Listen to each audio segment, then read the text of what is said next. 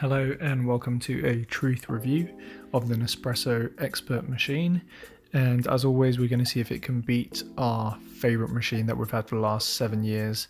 No machine has been able to beat it yet, but we're going to see how it does against the Nespresso Sits. So this is what you get in the box. You get the water container on the left, and as we just plugged in, that is the milk frother.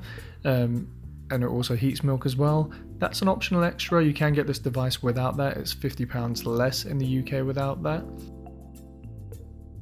Let's just show you an issue that we had with this. As you can see inside of the new milk frother, you only get one head, and usually you get two. So this is the head attachment. You can take the frother part off. Now it just heats up milk. When you stick this back onto it, it'll actually froth the milk up. It's a little bit disappointing because it feels a little bit like it will break pretty quickly. This is the old style for our old coffee machine. It had one for heating up the milk and one for frothing up the milk, and we much preferred this, having one for each. It's a lot easier. I mean, you can take this silver part off and store it in the lid of the device, but it just seems like it's going to get lost. One thing that I do love is the space that it has for when you finish making coffee, if there's any drips. It's got a good drip tray space. Now, as for the container, it doesn't hold as many capsules as we'd like. You need to empty it pretty often. On the back, it's got a little magnet though for this part, which is pretty cool. So you can, when you put it in, it sticks to the back of the machine and is pretty flush. Underneath the machine, you have this great feature of being able to wrap your cord around underneath, so it's not hanging about your kitchen counter, especially if you put it up against an electricity plug like we have. Now, on top, it's a very good system here. You just slide it across, drop your capsule inside, and slide it back. That's all you need to do. For anyone who's tried any other Nespresso machine, you know that you need to push it down really hard, and that pierces the actual capsules. With this, you can't pierce the capsules because you can put this on a timer, and if you put it on a timer, if it pierces the capsules when you put the capsule in there, then by the time the morning comes around, your coffee would have gone stale. So it actually pierces it when you press the button on the top or when the timer goes off. So as we said, we're going to compare it to our Nespresso Sits, which has been our workhorse for the last 7 years. We love this machine. We have had problems with the milk frother failing on us 3 times. Luckily, they've been replaced under warranty the majority of the time. But this is the machine that we've loved. It hasn't let us down, the machine itself, only the milk frother. But my wife, as you can see, much prefers that. So let's start with testing the milk frother, since the design looks like it's changed. We put the same amount of milk in both milk frothers and turn them on at the same time. And if you look at the top, you see those 2 little marks on the top. That's where you can take the frother attachment off and stick it onto the actual milk, onto the actual lid of the milk machine if you want. This is the older one. Now, looking at the footage, it looks like this isn't spinning as fast, and there's a reason for that. The new machine finished frothing the milk a little bit quicker than the old one, as the old one is just about to go out now. It looks like there's a good amount of froth in the newer machine, comparable, probably the same as the old one. So let's just go ahead and pour that in on top of an espresso shot that we've made, and you get a very, very decent amount of froth. I actually like this, and I was pleasantly surprised with it because it's the first machine where the froth has actually been on par with the old machine. Like, this is pretty much what you'd get out of the old machine. I've made hundreds over the years of these using the old machine, so I could tell you the froth on the old machine would be the exact same as this. I can promise you that. However, I can't really show you that because, as you're about to see, for the 4th time, the Nespresso Sits frother is about to fail on us. We took the lid off, had a look inside, and straight away you can see there's no froth at all. So it's failed on us for a 4th time, and we're out of warranty now, so we're going to have to pay £60. I mean, these things are just built really, really poorly. They just are. They constantly need replacing. If you can get the machine without the milk frother and get a milk frother from a different company, or a milk heat device from a different company, I strongly suggest you do that, because the ones Nespresso make are just terrible. But yeah, if you look at the amount of froth you get compared to the last machine we reviewed, the last all-in-one machine we reviewed by Nespresso, you get a decent amount of froth, and it makes a really, really good cup of coffee, and it makes it really hot, especially compared to the old one, which I was surprised with. I mean, the new machine is actually making coffee hotter than the old one. So if we turn it on, you can just take a look and see how long it actually takes from the time you turn on the plug and turn the device on. I think it's about 30 seconds. One feature that this machine does have is that you can actually use it for boiling water. Now, I can honestly say I was shocked because this machine gets a lot hotter than my old machine or any Nespresso machine I've ever tried, and you can actually use it for a cup of tea. Make sure you rinse out 1 cup first before you do it, because the coffee grains get caught up in the pipes and you might get a few little tiny specks from the coffee grains in your actual cup. So rinse it out first, but it's actually usable. There we go. It's now ready to use.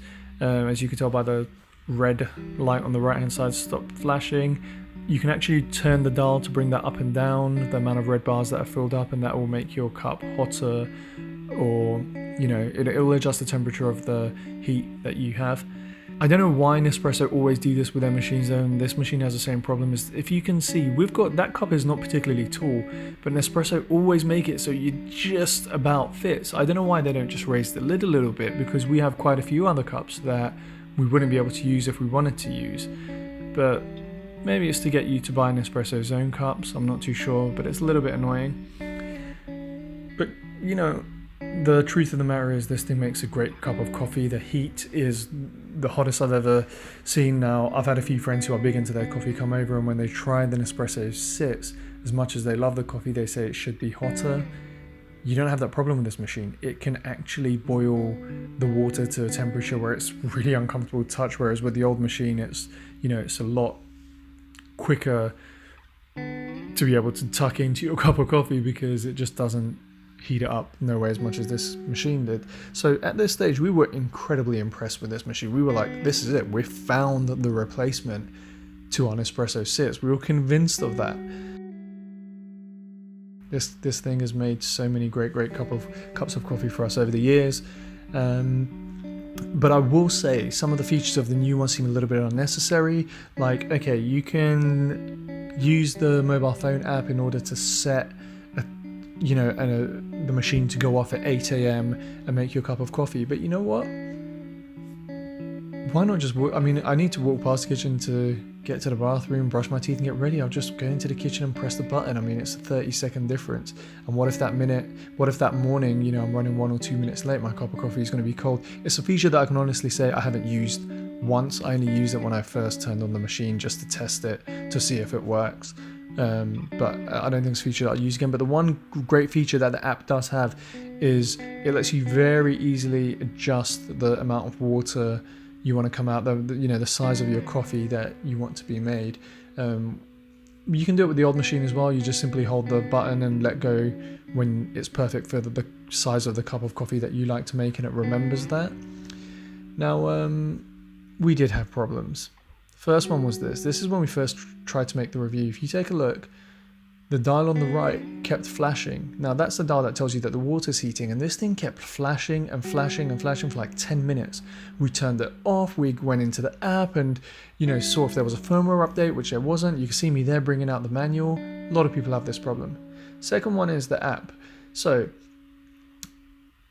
it's pretty easy to set up. There are a few Nespresso apps which are a bit annoying, but all you do is you click on your machine, but we kept getting a warning and it said water level empty. And as you can see, there's plenty of water. And this is a bug that has been going on since day one. It's only one time that I've logged into the app and it hasn't told me it's empty. Tons of people. These are just some of the reviews from Amazon. This is the lowest rated Nespresso machine on Amazon. People are complaining about this. The drip tray seems to take a lot of water. I wish I would have lifted that up for this review because there was quite a lot of water underneath it as well. So you get a lot of water into the drip tray. A lot of people have had problems with the app. The same problems we've had with the water indicator always saying that the water is empty or the machine needs descaling, which is really, really annoying. A lot of people have had problems with, the water suddenly not heating up anywhere near as much. And especially with this dial here, people have had problems with it just not telling you that it's ever ready to actually make the cup of coffee. It's really disappointing because I was convinced this was it. This was the machine that, I was finally going to replace my beloved Nespresso Sips machine with. But unfortunately, the amount of people online, including ourselves, which have had a problem with this machine is quite a few. It's quite a few people. I mean, we've had problems with the app. We've had problems, with the machine telling us that it's not ready to serve us the coffee, even though we've been standing there for 5 minutes looking at the thing. And it's such a shame because it's a beautiful machine. When it works great. It makes a great cup of coffee. It's super quick. Yep, the Bluetooth and the app is a complete gimmick. I thought I would love it. I used it once. You'll never ever use it again, trust me on that. But it's such a shame. I mean, it doesn't work. And if you have any doubts, just look on Amazon. Just check out the many reviews on Amazon. The amount of people that have had problems with this, I mean, it's genuinely the lowest ranking espresso machine. You just can't rely on it. Sometimes in the mornings I'm in a rush. I just want to grab my cup of coffee and go. And when this thing isn't working, I'm left saying to myself, okay, I'll have to grab a cup of coffee along the way at a petrol station or stop off at a Starbucks or something, which you shouldn't have to do when you've spent £300 on a coffee machine.